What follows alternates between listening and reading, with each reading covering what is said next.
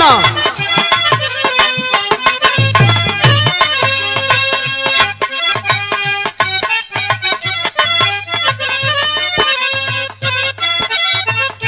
लालमुनि भैया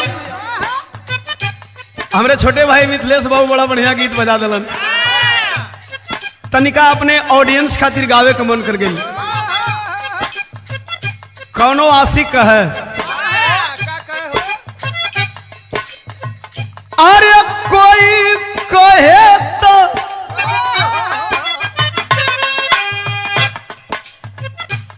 कोई कहे तो देखा दी सीना फाड़ के।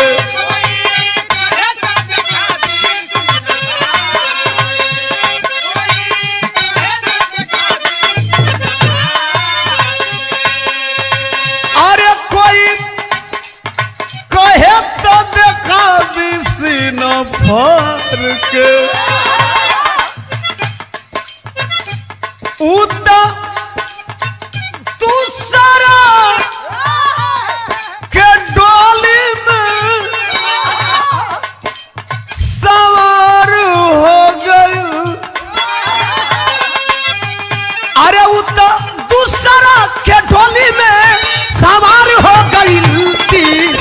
हमारा करे जवाब पार हो गई थी। बहुत अच्छा।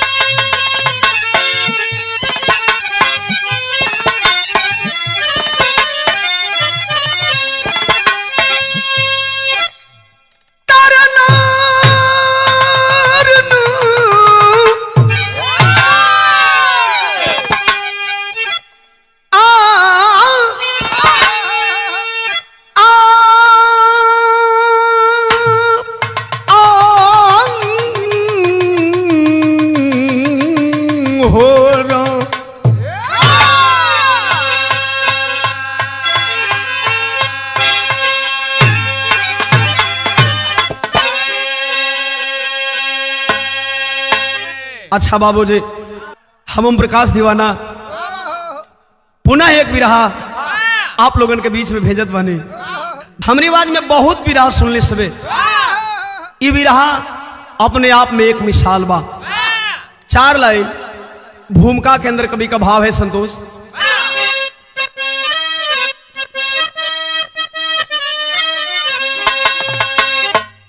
ए बाबू भागी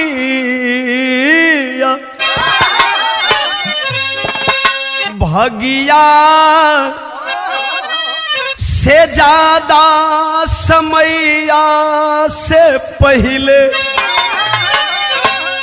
अब तक न केहू के कुछ भेटाइल।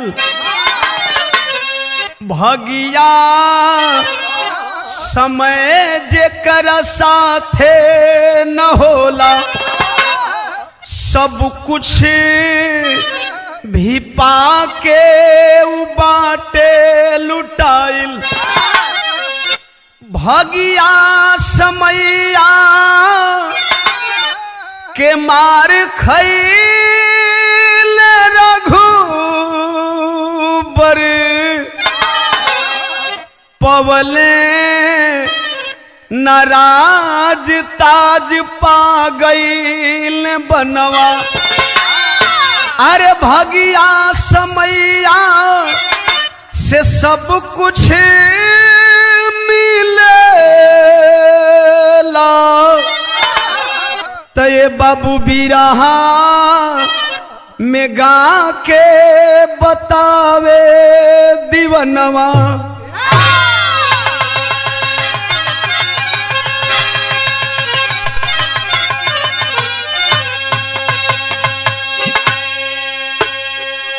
कहावत लोग कहलन ए भैया की भाग से अधिका और समय से पहले ये दुनिया में आज तक न केहू के कुछ मिलल बा न तो धनंजय भैया मिली।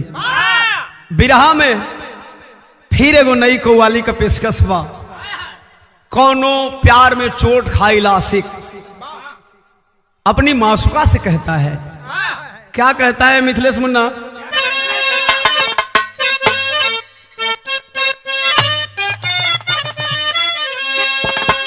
यही कहता है, अए बेवफा अए बेखबर,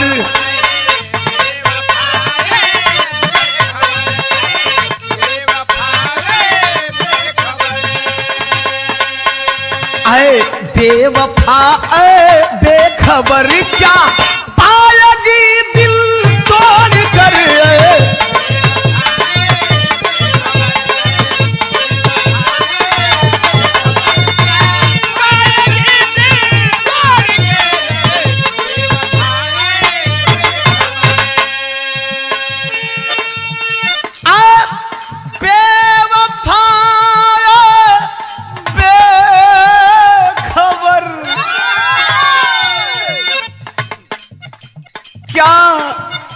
पाएगी दिल तोड़ कर, मेरे दर्द का कोई दवा नहीं, मेरे दर्द का कोई दवा नहीं, कहाँ जाएगी मुझे छोड़कर, मेरे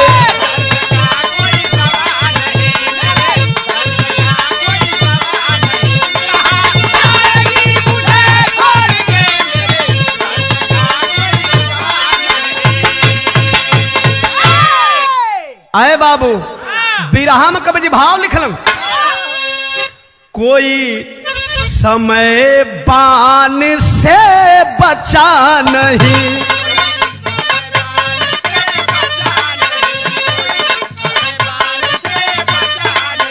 कोई समय बान से बचा नहीं, चाहे राजा रंग भिखारी हो, कोई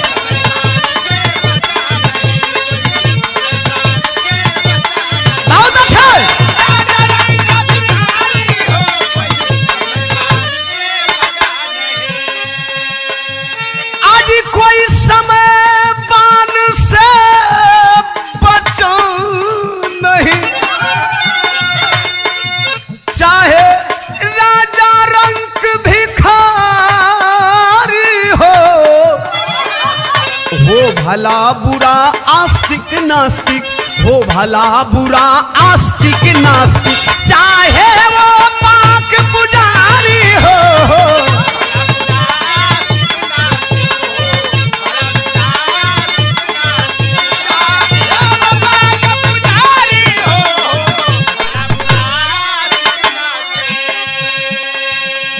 बिरहा का कहानी यही जगह से चालू हो गई। कैसे मिथिलेश बाबू?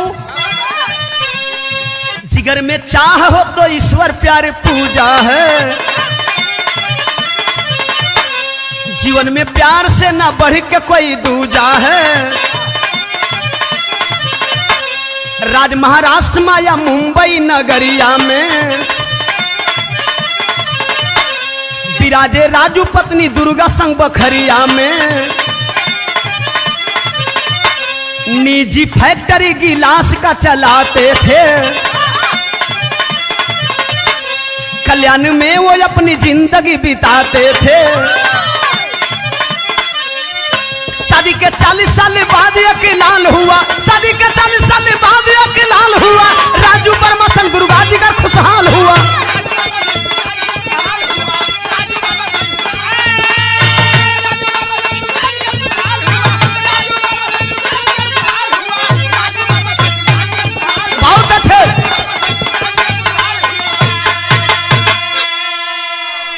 आए बाबू तने बिरहा का बात समझ ली सबे। बंबई देखे आज लोग मुंबई कहेला, उसी मुंबई को माया नगरी भी कहा जाता है, और उसी मुंबई को हमारे पढ़े लिखे जवान साथी इकोनॉमिक कैपिटल कहा करते हैं। वो मुंबई में इहर से जाए में जे भाई लोग गई हुई, पहला स्टेशन कल्याण पड़ेला, कल्याण के सुदूर इलाका पहाड़ी भाग में एक आलीशान बंगला है, उस बंगले का मालिक है राजू सेठ। दुल्हन का नाम दुर्गा देवी। कारोबार क्या है? प्लास्टिक की फैक्ट्री है जिसमें गिलास का उत्पादन हो रहा है। हर तरह से संपन्न हुन सेठ, लेकिन एक चीज का कमी बा। कमी का बा? धीरे धीरे सेठ का उम्र 40 का पार हो गई बा, लेकिन सेठ के भगवान एक कहू औलाद नहीं खंदले। ए बाबू 41वां साल में सेठ जी का उहो कमी पूरा हो गई। एक औलाद को जन्म देती है सेठाइन। दुर्गा देवी जब एक बेटवा जन्म दिले बनी तो हित मीत संगी साथी लेबर मजदूर जुट के सवेरवा का पहरे खुशी मनावत होन। कैसे खुशी मनावा संतोष? एक लाइन एजा बड़ा रंगीन तरजबा। कवन तरजबा? कौनो हीरो हीरोइन से कहे अरे जान मार, अरे जान मारे ललका लहंगवा गोरी, अरे जान मारे ललका लहंगवा गोरी, जो बना डोलावत ईमान, चोलिए में अटकल पर एलन।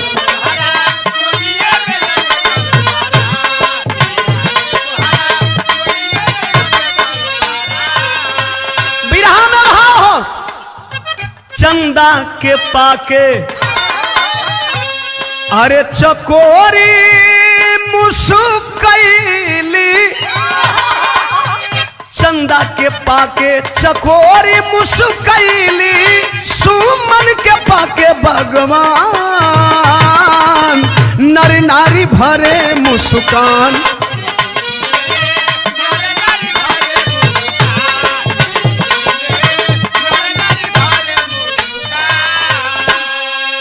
भैया हो, सवेरे से सांझ हो गई, एक घटना घटी है। कौन घटना?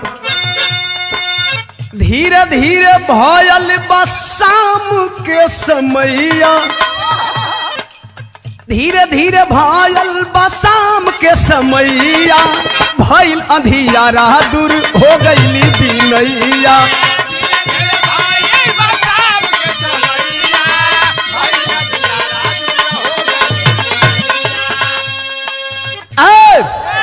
सुबह से शाम हो गई, एकाएक बिजली चली जाती है। लेबर मजदूर के नौ कह के, लेबर मजदूर के नौ कह के राजू सेठ गईलन हो। कहाँ गईलन? अरे चेंजर से फेस चेंज कर गईल राजू,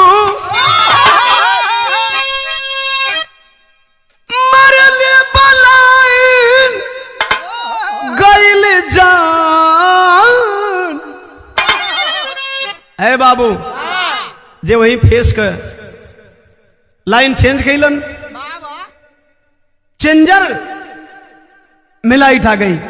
हैंडल में जब करंट आइल बा, राजू सेठ ए बाबू ये स्वर्ग के सिधार गिलन। लोग झूठे सेठाइन जाके रोवत है। कैसे रोए? भाव बदल गई।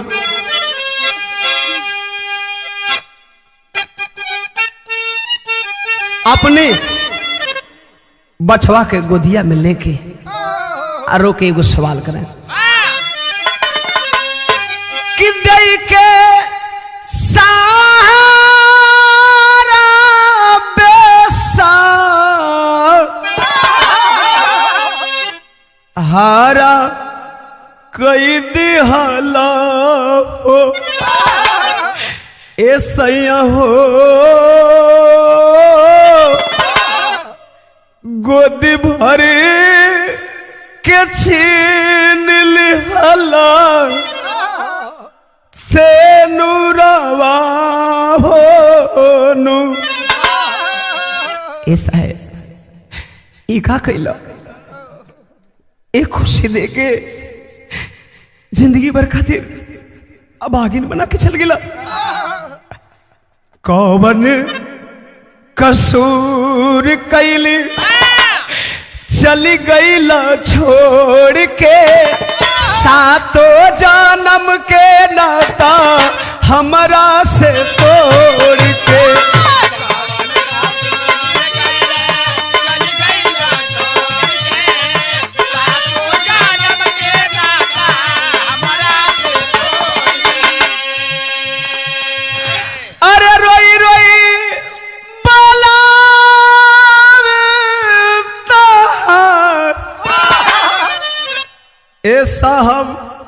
टुअरा दुलरवा हो।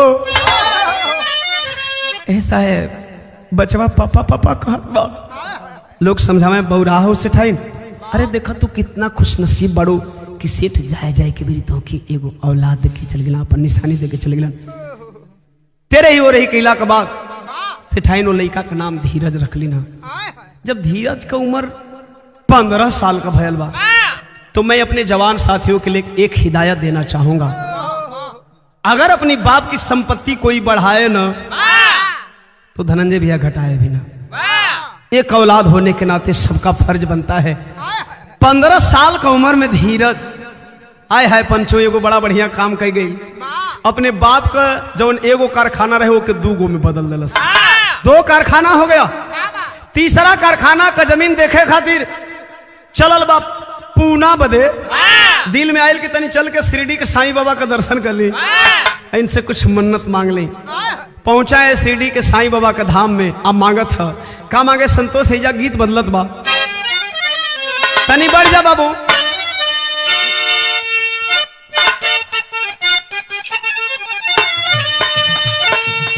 तरज है एगो कैसेट छोड़ले रही बाबा धाम का जो नाम गीत गौले रही एगो वो कैसेट का नाम रहल बाबा का बूटी। बिहार में जब से दारू बंद हो गई बा तब ले दारू पिए वाला बउआ बउआ घूमत हुआ। 10-12 गो पियाकन को टोली पहुंचल बा देवघर। फाक के सूत गई सन, दारू न मिलल, गांजा वाजा मार के मेन ओकर जौन सरदार हो सुतल हो। सपनवा देखत कि बाबा कही जौन गजवा है हो बंद होता। वो बाबा से मांगत है सपने में कलश की कैले गजब नीतीश काम का हो। अरे लागल शराबिन के धाका हो। अरे दारू के पियल का गईल छूटिए बाबा अब बंद ना करई हो अपन बूटिए बाबा।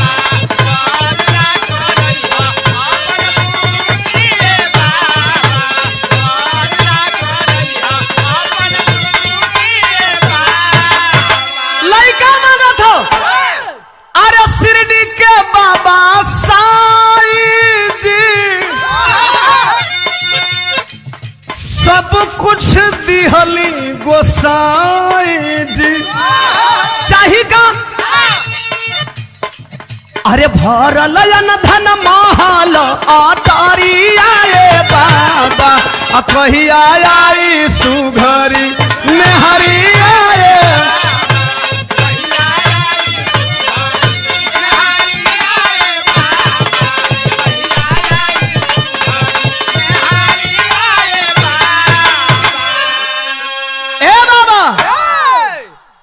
ब्याह कहिया हुई मांग के चल दलस। जब शहर से बाहर गई अपने 4 व्हीलर में अकेले बैठल हो देखलस एगो लड़की अकेले जात ही पैदल। धनंजय भैया को बात बताओ तनी आजकल का लड़कन का हाल का बा। कौनो लड़का मान ले निकलल देहात से जाए के बाबू के बाजारे तो ले रास्ता में बुढ़ऊ दादा बेटा के कहना ए बेटा ये मोटरसाइकिल तू कहाँ जाता रहा।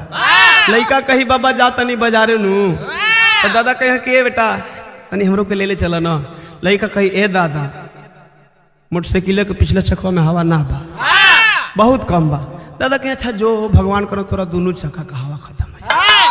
अच्छा वो खाली बहाना कैले बा तनी कुछ दूर आगे गई कोनो लड़की जात या अकेले अब हरन मारी पोपो पोपो पोपो।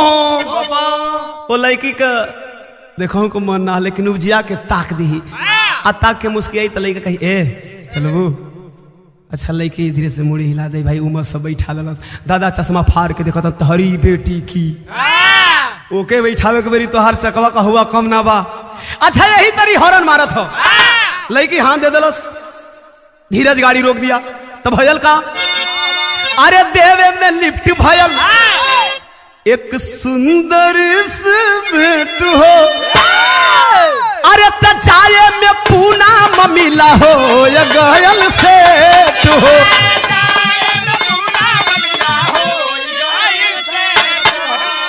लड़की का नाम हो लड़की क्लास हमार नाम करिश्मा बा। बिरादर कौन हो? सहुआई। कहा तमऊ सेठ जी हैं। बात तो ठीक है बा, तोहरो बाबू बिजनेस में, हमरो बाबू बिजनेस में, बात ठीक है। अच्छा जाए जाए में फोन का आदान प्रदान हो गई, वो मोबाइल नंबर ले लो सोकर, सारी बातें सेट हो गई। तो कहना पड़ा अरे जुड़ी गईली जीवन के सारी आए बाबा, कही आया सुधरी में हरी आए बाबा।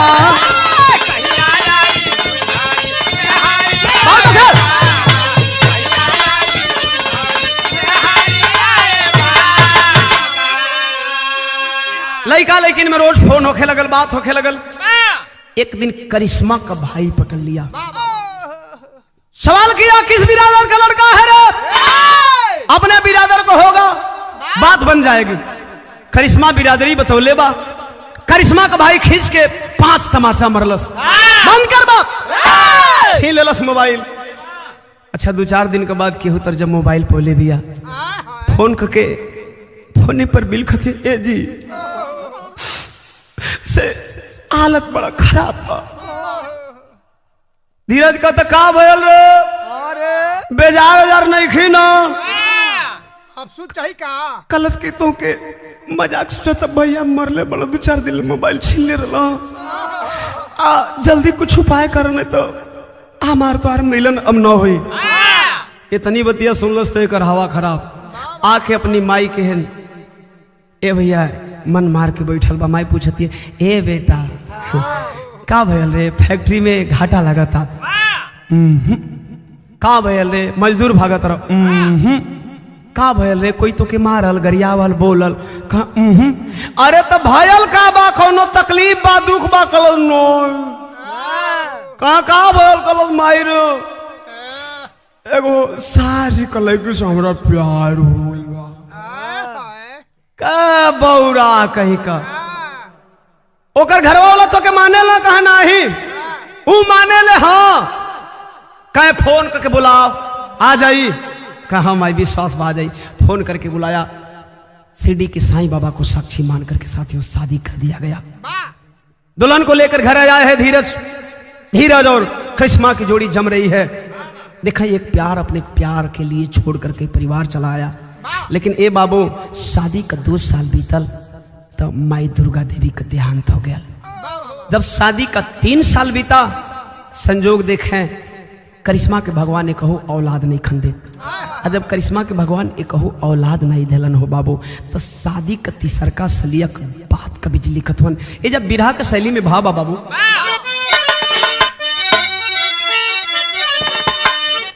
लेखा किस्मत के तारे ना टरी हो, तारे लेखा किस्मत के तारे ना टरी। तने बिरहा में 3 शब्द अंग्रेजी बोले जाते हैं। आयकर बड़ा कीमत है जिंदगी में, सबके जिंदगी में बड़ा महत्व है।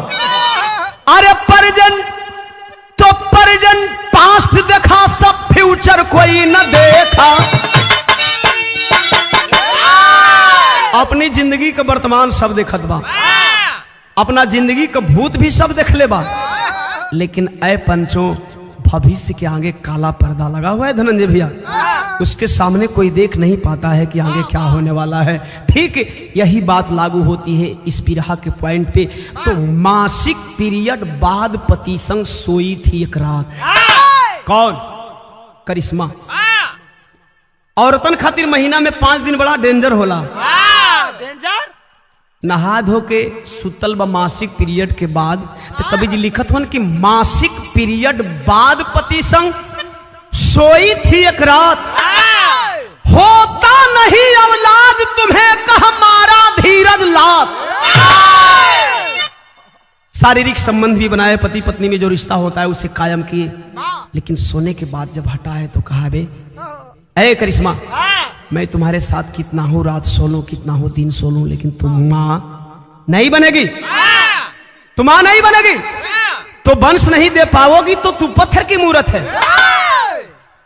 तेरे में और पत्थर की मूर्ति में कोई फर्क नहीं है।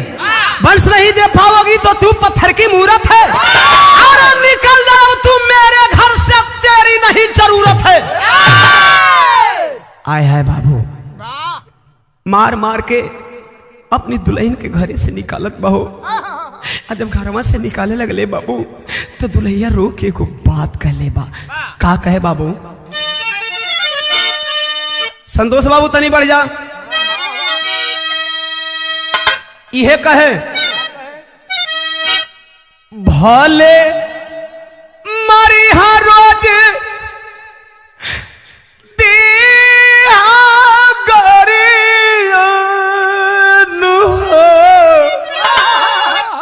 रखी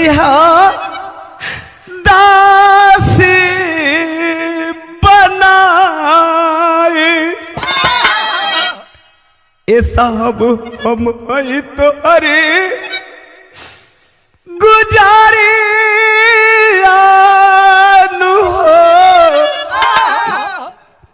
रखी दासी बनाई।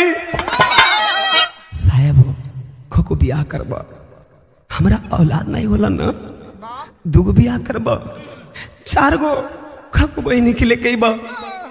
ए साहब बहनी के लुगवा धो के जी लेबो साहब, उनन के जुठनवा खा के जी लेबो साहब, लेकिन अपना साया से हमके दूर मत करावा साहब। वो दिन याद करो ना साहब, तोहरा खातिर हम अपना परिवार के परिवार ना जानी। कवन दिन? तोहरे कारण छोड़ली अरे बाप माई भाई, अजो गवल थतिया में दाग लागी जाई।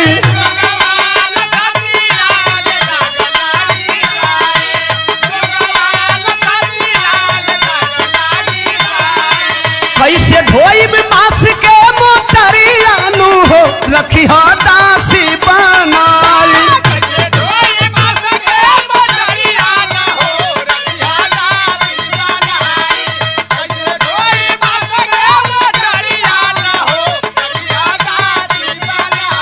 अरे कैसे ढोइब मास के मोटरिया नु हो, रखी दासी बनाई। हम हई तोहरी गुजरिया नु हो, रखी दासी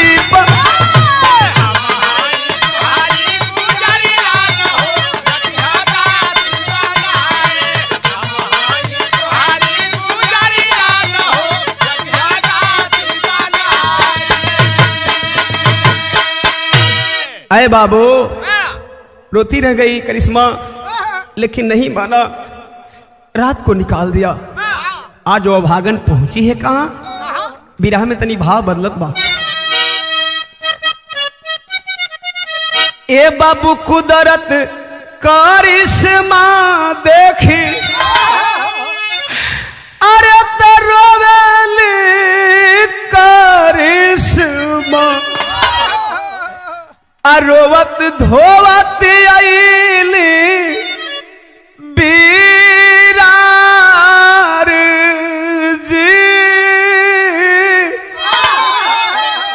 बीरार में पहुंची है, सुबह का पहर है, बैठ करके अपनी किस्मत पे रो रही है।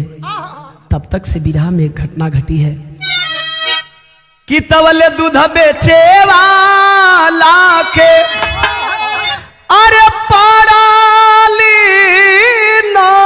नजरिया, तो रोवत देखी पूछे सा माचार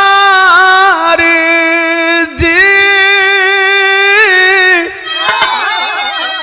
एक ग्वाला बल्टा से दूध खाली करके बेच के आ रहे थे, नजर पड़ गई एक जवान बेटी रो रही है। जाके सवाल करते हैं, बेटी क्यों रो रही है, क्या तकलीफ है? रोक कर जाए जाओ बाबू, जा तू अपन काम कर बाबू, जे हमार डाल न भाई हमारो साहब, तो जाओ साहब, हमके हमारे किस्मत पर छोड़ दा। यादव जी कह रहे पगली, मैं तेरा कुछ नहीं लगता, लेकिन इंसान होने के नाते धर्म का बाप तो बन सकता हूं ना। अपने इस धर्म के बाप को धर्म की बेटी बनकर के अपना दुख बता दे। आए आए साथियों, लोग बताते हैं डूबते को तिनके का सहारा। आज करिश्मा सारी बात बताई है बाबू, ऐसा निशन बात बा लेकर के चले। चल बेटिया, मेरा खटाल है, मेरे 2 बेटे हैं, एको बेटी नहीं की तो हमारी बेटी बन के हमारे खटाल पर रही। करिश्मा चली है, जाते जाते रास्ते में सारी बात बता दी। और जब सारी बात बतौलस, धीरे धीरे 9 महीना का दिन गुजरल वक्त तक भयल का कि ये बाबू 9 माह बाद जन्म में अरे बेटा बेटी हिनिया तो मिल गई ने जीवन के आधार जी।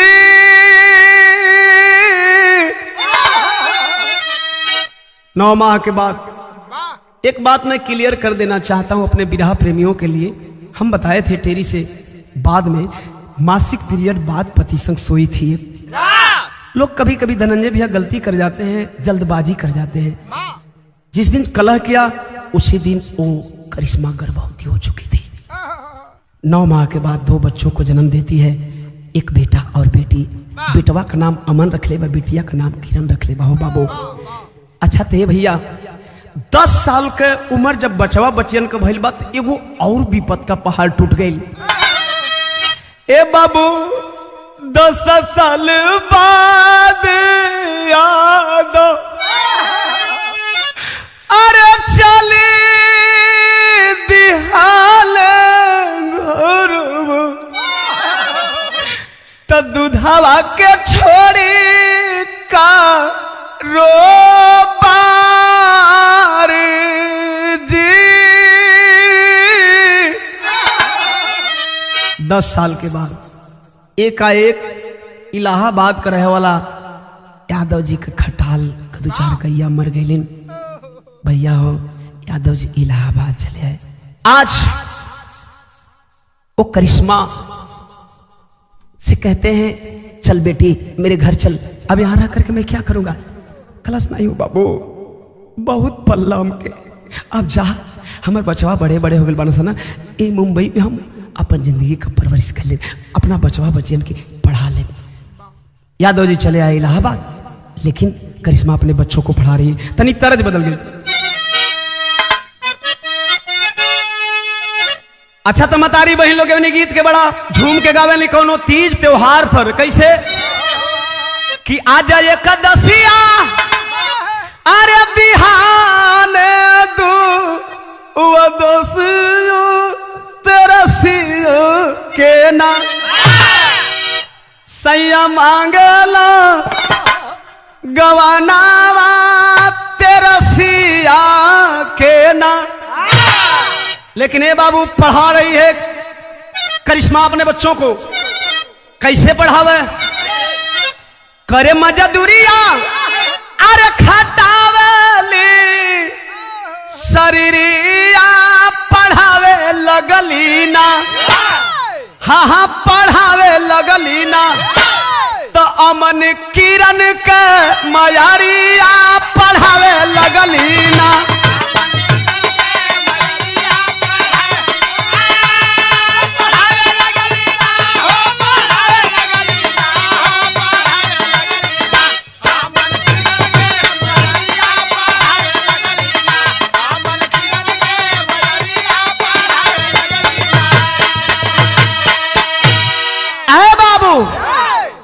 करिश्मा पढ़ा रही है।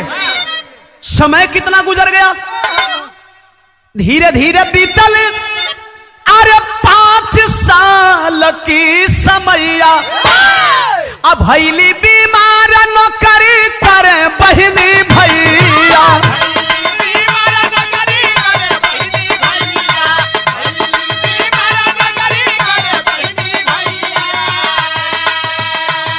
अरे धीरज से ठाम हरे किरण अमन फै कटरिया पढ़ावे लगली ना। हाँ पढ़ावे लगली ना तो अमन किरण के मयरिया पढ़ावे लगली ना।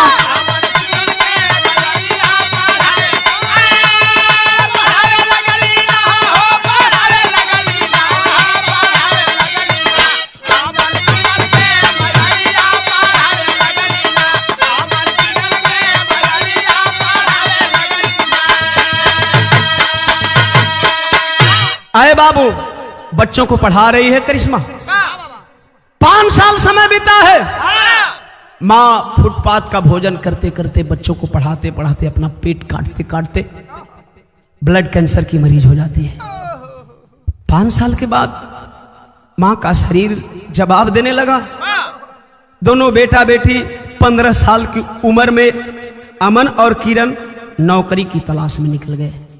खोजते खोजते पूरी मुंबई छान गए, नौकरी नहीं मिली। मजबूर दोनों बच्चे कल्याण में आते हैं। संजोग देखें, धीरज सेठ के पास गए और नौकरी मांगे तो धीरज सेठ के पास नौकरी मिल गई। लड़की किरण की नौकरी लगती है घर में चौका बर्तन करने के लिए, और लड़के का अमन का नौकरी लगती है फैक्ट्री में। हाय हाय नसीब कहां लेकर के चली गई। दोनों बच्चे अनजाने में अपने बाप के पास ड्यूटी कर रहे हैं, बाप के पास नौकरी कर रहे हैं। भैया हो ये बाबू, आखिरकार समय बीतता रहा। यही के कहल जाला हो भैया, जैसन करनी वैसन हरनी। धीरज सेठ दूसरी जवन शादी कैले बड़न, वहू औरत से औलाद ना भाई। संजोग देखा एक दिन सेठाइन सोचती है कि मैं अपने मायके जाऊंगी। जब सेठाइन मायके गई, धीरज सेठ गए फैक्ट्री मजदूरों पे सौंप करके आते हैं। घर में चौका बर्तन कर रही है किरण अकेले, दरवाजा बंद कर दिए। है किरण जरा पानी लेकर के आना। किरण जब पानी लेकर के आई है, अकेले जवान किरण को देखे हैं धीरज सेठ, नीयत बिगड़ गई, पकड़ लिया बाहों में कमीना, लेना चाहता है बाजुओं की आगोश में। किरण किसी तरह छिटक करके दूर जाकर उस बंद बंगले में रो करके उस सेठ से अपने आबरू की भीख मांग रही है। कैसे मांगे संतोष?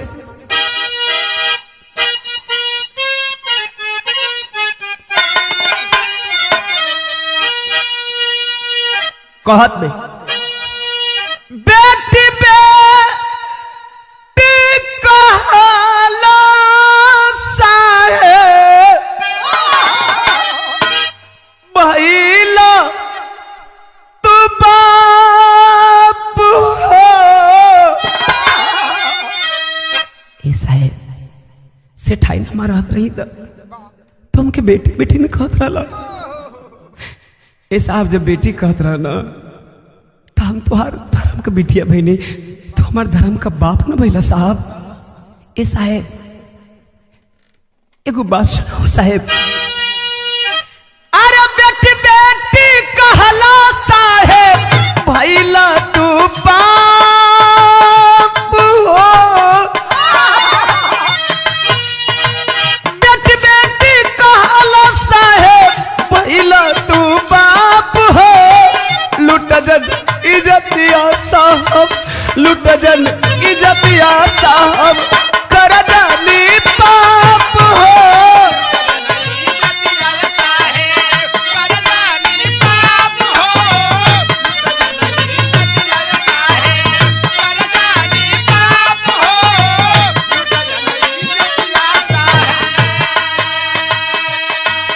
ए साहेब लियल चाहता रहा ना, एक किस्म से ले लो साहब, हम दे दे, लेकिन साहेब इज्जत मत लुटाओ साहब।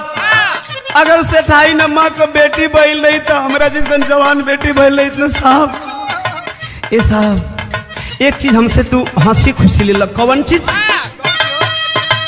आसमत के बदले साहब ले ला परानावा।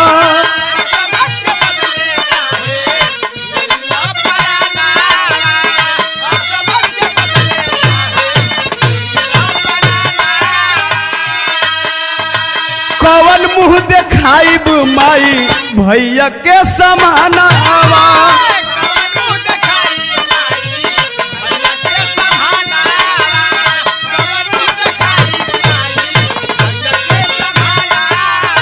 सुनिला रुदनवा साहेब सुनिला बिलाप हो।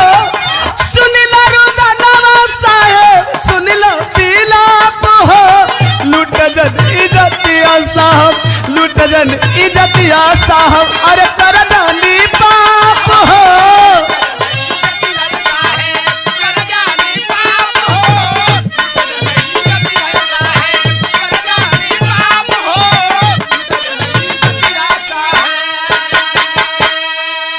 है बाबू, लेकिन सेठ नहीं माना। धीरज सेठ अनजाने में अपनी बेटी को उसी बंगले में दौड़ाता रहा। किरण किसी तरह से बचती रही। इसे संजोग कहे चाहे इत्तेफाक, फैक्ट्री में, जिस फैक्ट्री में अमन काम कर रहा था, उस फैक्ट्री में अचानक एक मशीन में खराबी आ गई, काम रुक गया। अमन उठाया है बाइक और आया है धीरज सेठ के बंगले पे। बाहर से देखा कि किसी के चीखने की आवाज आ रही है। आवाज परख लिया, मेरी बहन है, लगता है सेठ घर के अंदर है। मरले बा पैर से दरवाजा टूटल बा। जब देखा कि मेरी बहन एक कोने में बैठ करके अपनी आबरू की भीख मांग रही है, धीरज सेठ साला भूखे भेड़िए की तरह घूर रहा है। गुस्से में लाल पहुंचा है। अमन खींच के मरलस 5 लाफा। धीरज सेठ बोला, वे साले तुम्हारी ये औकात, अपने मालिक को मारते हो? कितना पैसा चाहिए? ले लो तिजोरी की चाबी, निकाल लो जितनी दौलत चाहिए, लेकिन सिर्फ एक रात के लिए, सिर्फ एक रात के लिए अपनी इस बहन को मेरे हवाले कर दो, मेरा रात रंगीन करने के लिए। डांट कर बोला अमन, साहब खबरदार, गरीबों की आबरू के ऊपर आप आंख उठाने की कोशिश मत कीजिएगा। साहब गरीबों की आबरू नीलाम नहीं होती। साहब गरीबों की आबरू नीलाम क्यों नहीं होती है साहब जानते हैं? क्योंकि गरीबों के पास इज्जत के अलावे कोई दौलत नहीं होती। साहब इज्जत के अलावे कोई दौलत नहीं होती। नहीं करना है आपकी नौकरी, लड़के पछताओगे। कहा जा रहा हूं, बहन को लेकर के निकल गया। मां को लोग बताए नहीं, समय बीतता गया बाबू। अब नौकरी खोजें लोग, कहीं नौकरी नहीं के मिलत हो भैया। मां को पब्लिक केयर हॉस्पिटल में एडमिट करा के, बहन को देख रेख में लगा के अमन अकेले नौकरी तलाश रहा है। नौकरी नहीं मिली। 6 दिन घूमने के बाद 7वां दिन मजबूर वो अमन मुसीबत का मारा अपने बाप के पास पहुंचा। उस सेठ के पास पहुंचा, धीरज सेठ के पास पहुंच करके धीरज सेठ पेपर पढ़ रहा है, पैर पकड़ के रो रहा है। साहब ये साहब, धीरज की नजर पड़ी है, क्या चाहिए तुम्हें, क्यों आए हो? पैरवा पकड़ के बिलख के अमन एगो बात कहे हो बाबू, करे जवाब बिहार जई हो भैया, एगो मजबूर बेटा जवन वो बाप से कहले बा। का कहे मास्टर?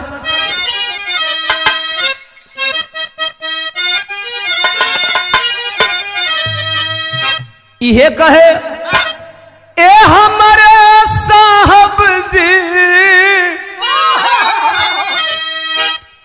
हमारे साहब जी, अरे नौकरी हमके दे देबा सरकार, हमारे साहब जी, नौकरी हमके दे देबा सरकार, हमारे साहब जी, नौकरी हमके दे देबा सरकार, हमारे साहब जी।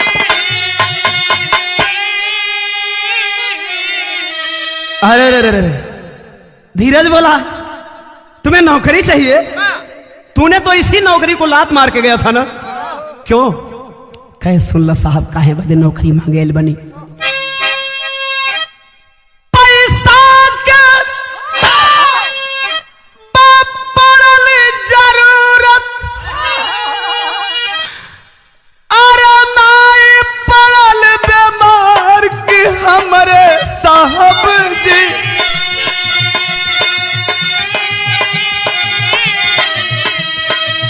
हमारे साहब जी, अरे नौकरी हमके दे देबा सरकार, हमारे साहब जी, नौकरी हमके दे देबा सरकार।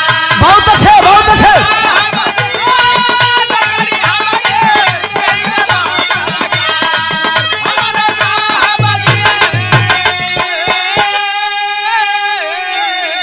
सेठ कहा, वे साले तुम्हारे मम्मी पापा कैसे हैं रे? तुम जवान बेटे और बेटी को नौकरी की तलाश में भेज देते हैं मुंबई में। कल से साहेब, बाबू के हमारा कुछ हो कहला, पापा के कुछ हो कहला हो साहेब, लेकिन ए साहेब हमारा सामने हमारी माई के कुछ मत कहो साहब। कहा ओए, तुम्हारी माँ कोई देवी वो भी है? मैं उसे कुछ न कहूं। कला हो साहब, माई हमारा खातिर देवियों से बढ़ के दिया हो साहब। कहा बताओ कौन है तुम्हारे मम्मी पापा? तब बतावत हो पापा हमारी माई के छोड़ के चली गई विदेश।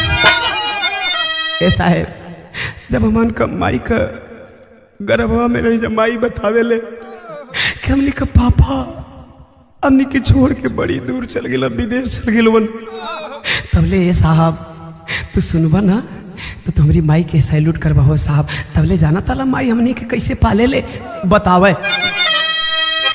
पापा हमारी माई के छोड़ के चली गई विदेश।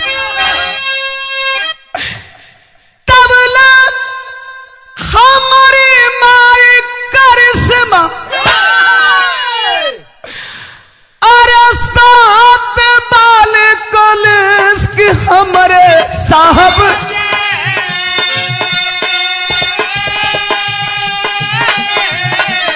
हमारे साहब जी अरे हॉस्पिटल में भर्ती माई हमारे साहब जी।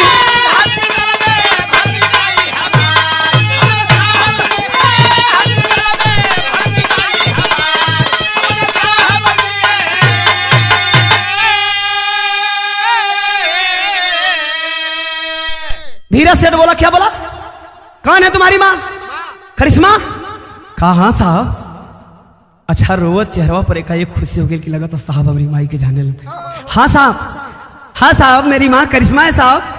साहब साहब तुम्हारी मम्मी के जाने लो साहब। ये साहब जाने लो ना, हमारी मम्मी वाकई देवी है वो साहब। साहब पैसा दे दो, हम कमा कमा के तोहर भर देबो साहब।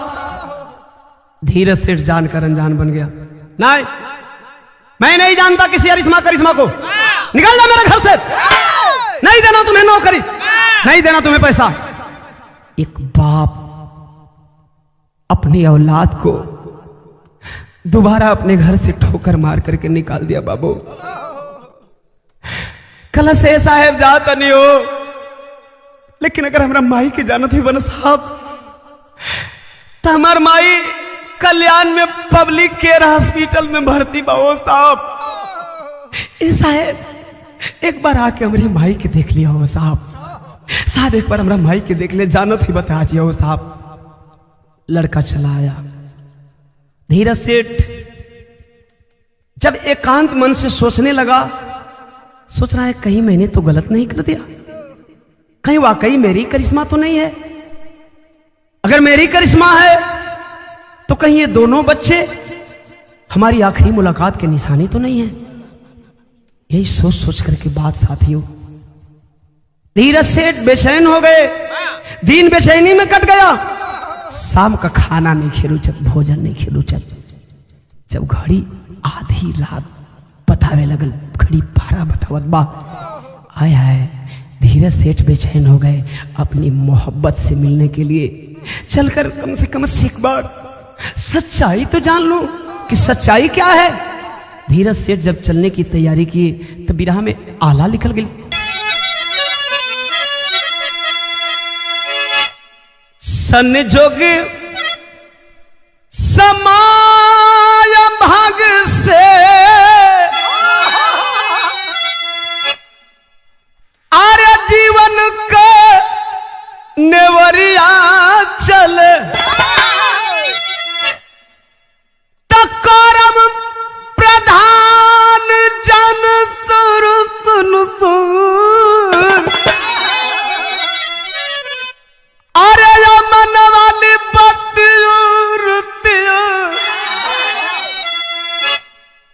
धीरज सेठ सोए हैं, बेचैनी बढ़ रही है कि अरे मन वाली बतिया रतिया धीरज के जगावे लागल।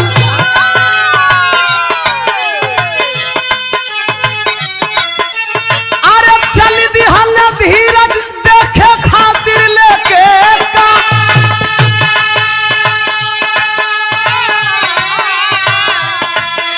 मन बेचैन हो गया। कार लेकर के चल दिए अकेले। दिमाग परिवार की तरफ लगा हुआ है, कहीं मेरी करिश्मा है।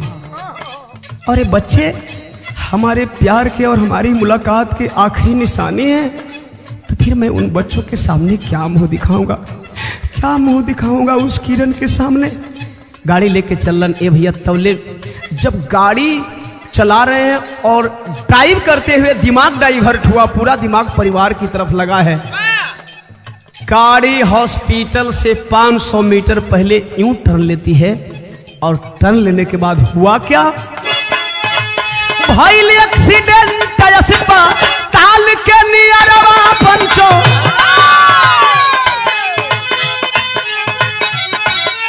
अरे देहिया से बहे लागल खूनवा के धार।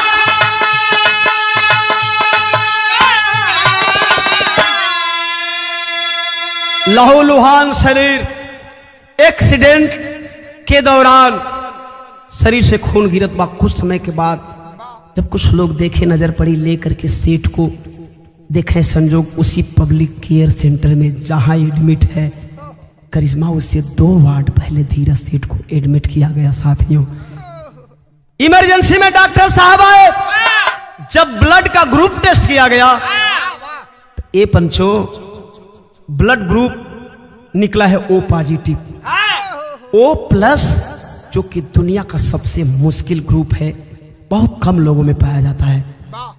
संजोग से ब्लड बैंक में O पॉजिटिव खून भी नहीं था। जिंदगी किस मुसीबत की घड़ी में है साथियों, किस मोड़ पे है।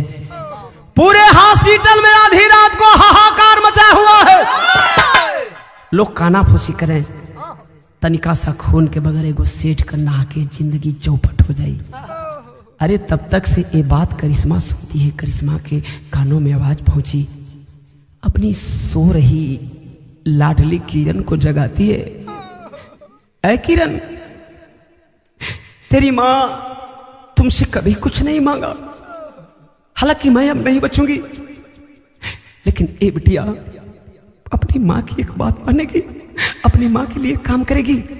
एक सेठ को बचा ले बेटा, एक सेठ को बचा ले। किरण का रस कैसे माई? करिश्मा कहती है, ए बेटा उनको O पॉजिटिव खून चाहिए और तुम्हारे पास O पॉजिटिव खून है, तुम्हारे ब्लड का ग्रुप O पॉजिटिव है। ए बेटा जा करके ब्लड दे करके अपनी माँ की आखिरी इच्छा पूरी कर दे। अच्छा, माँ की बात रखने के लिए किरण चली है ब्लड देने के लिए।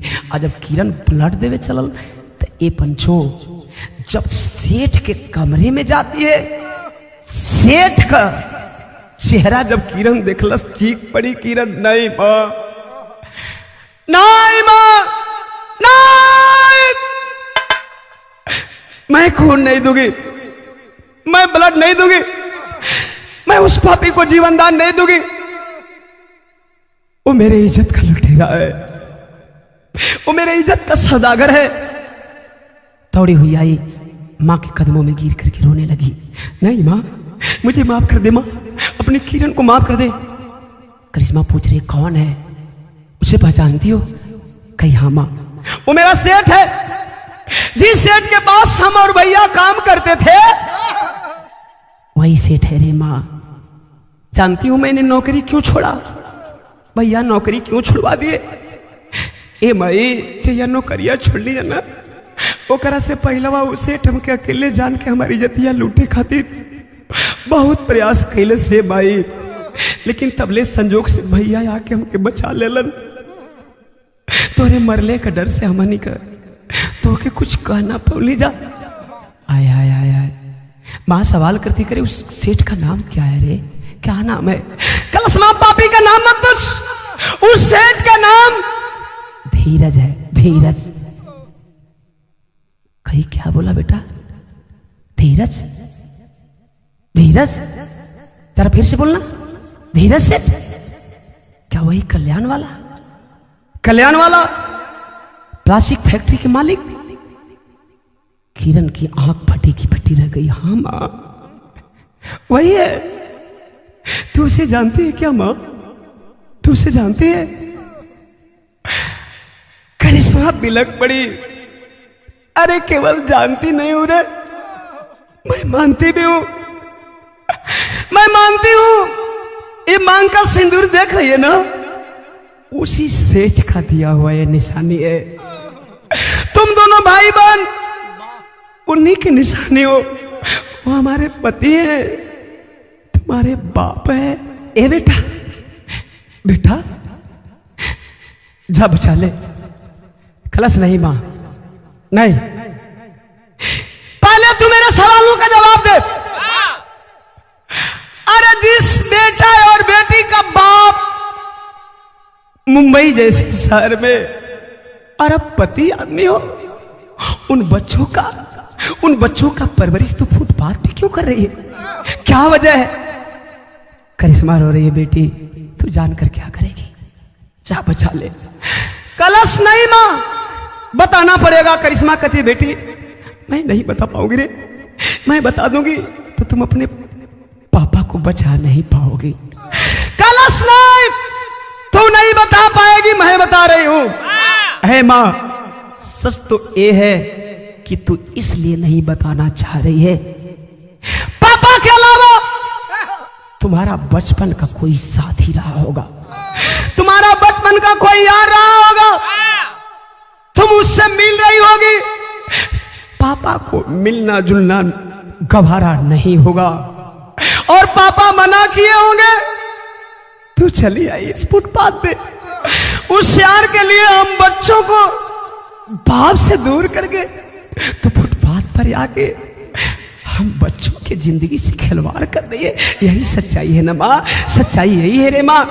सच्चाई तो यही है कि तू अपनी खुशी के लिए अपने बच्चों का भविष्य बिगाड़ रही है, अपने पति से दूर हो गई।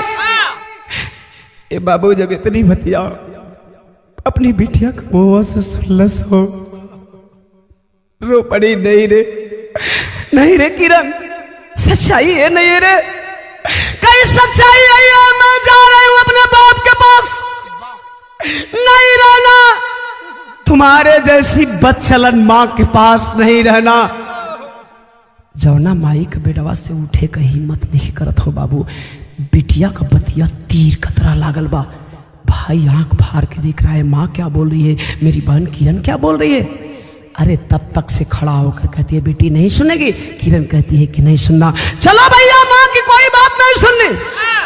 गुस्से में लाल खींच करके मारती है माँ करिश्मा किरण को पार चाटा।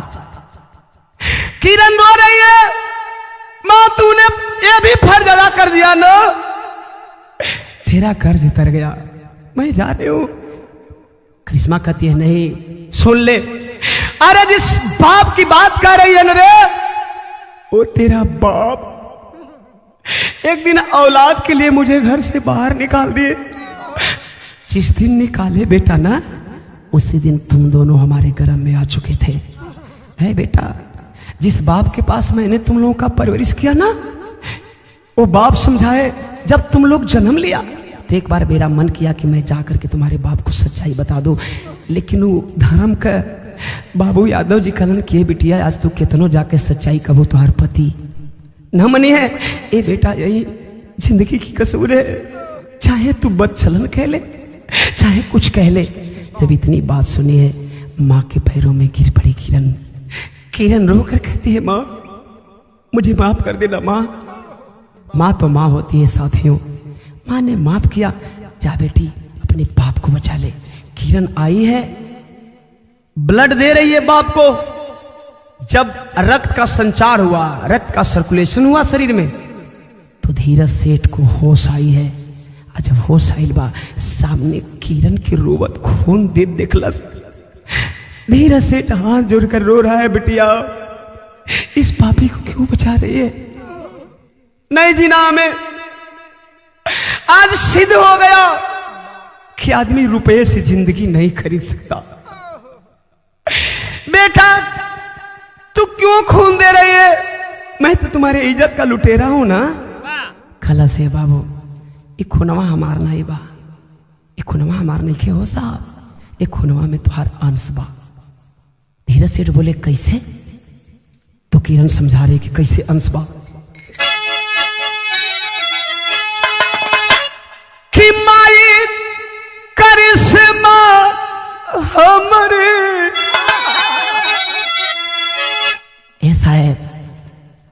हम जो नहीं माई का बिटिया बानी ना ओकरा से तोहार नाता बा। कौन नाता बा?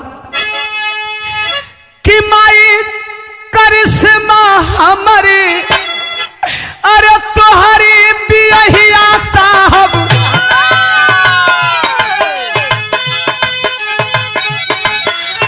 अरे हमारी बेटी हवा पापा तू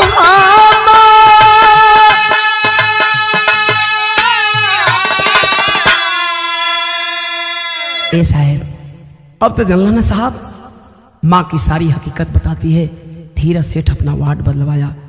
जब करिश्मा के वार्ड में पहुंचा जाके पैरों में गिर पड़ा। ऐ देवी, वाकई तू सचमुच कलयुग की देवी है, मुझे माफ कर देना। कहते नहीं साहब, आपका स्थान पैरों में नहीं है, आपका स्थान मेरे दिल में है साहब।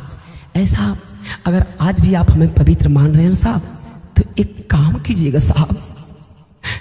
ऐसा कहे नहीं, जितना पैसा लगेगा मैं तुम्हें बचा लूंगा। ऐसा मत बोल, ऐसा मत बोल। कहे नहीं साहेब, बड़ी देरी हो चुकल बा हो साहब, एगो हमार अरमान पूजा दियो। कौन अरमान बा? तो हमारो एक ही अरमानवा सजई है साहेब, अरे त दुल्ही बेटी दुल्हा बेटा के बनई है साहेब।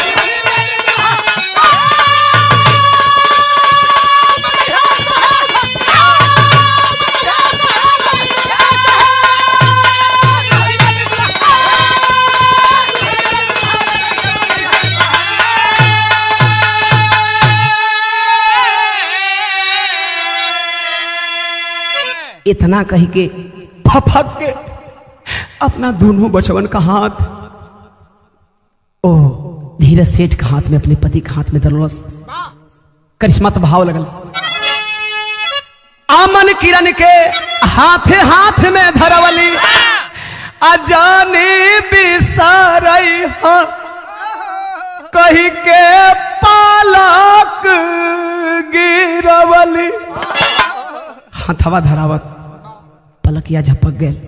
ए साहब अब कुछ हो नहीं खिलौकत हो साहब, ए शायद कुछ हो नहीं खिलौकत। एगो हमार अरमान सजा दिया हो साहब, बड़ी दिन से ही मंगिया सुन हो साहब। ऐसा है मरला के बाद हमार मंगिया अपना हाथवा से भर दिया हो साहब। आ जाए कि मेरी अपना हाथे से विदाई दे दिया हो साहब। का विदाई चाहिए? अरे तो हमके दुई गज का फानावा ओढ़ई हाय साहेब,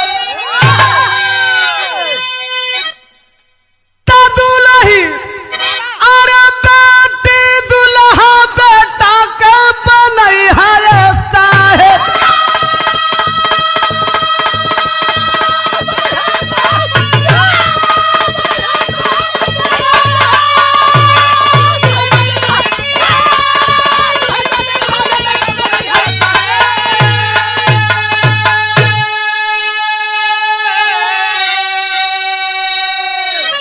आखिरी लाइन में कहना है, पत्तों छेबर काशी करिश्मा छोड़ चली संसार। कवि सुरेंद्र यादव कहते मील के बिछड़ा तारा लोखा किस्मत के तारे ना टरी।